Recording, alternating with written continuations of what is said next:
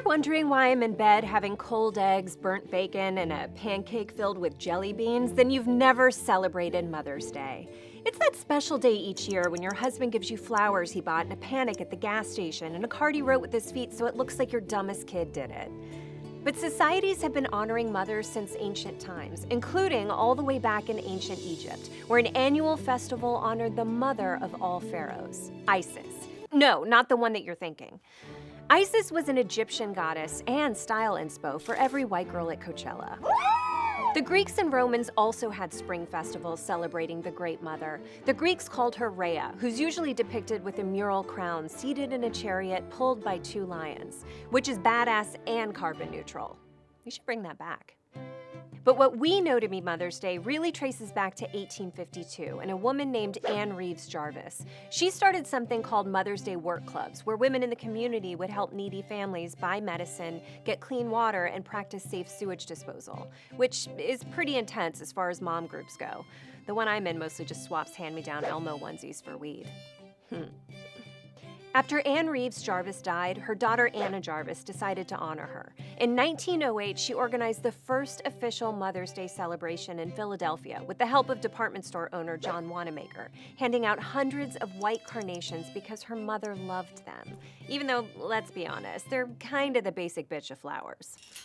And because the day was so successful, Jarvis lobbied to have the holiday honoring mothers added to the national calendar. She led a letter-writing campaign to newspapers, politicians, and the governors of every state. Now, this was before Twitter, so she couldn't do that thing where you just tag a bunch of important people and retweet yourself. It didn't work, by the way. After years of pushing and fighting and writing, Jarvis's dream was realized when President Woodrow Wilson finally made Mother's Day a national holiday in 1914. It was the best thing to happen to mothers, until the invention of white Zinfandel. But guess what? Once Mother's Day became an official holiday, Anna Jarvis hated it.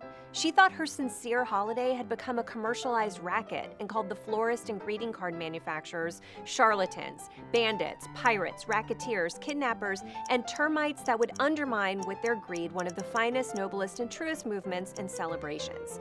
Which basically sounds like how William Shakespeare would give a 1-star Yelp review. Jarvis hated the holidays so much that it soon became her life's work to undo her life's work. She went door to door collecting petitions to take Mother's Day off the calendar.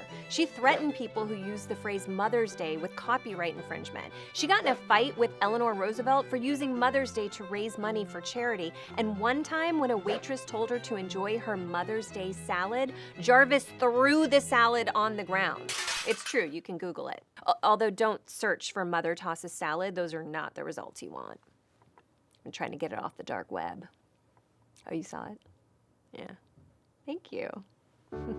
But basically, Anna Jarvis brought Mother's Day into this world, and ever since, it was an endless source of disappointment and frustration in her life, which, ironically, is a pretty perfect metaphor for motherhood.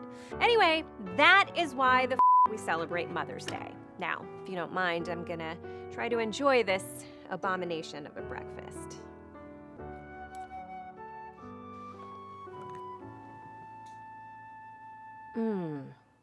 It's a licorice jelly bean. Yum.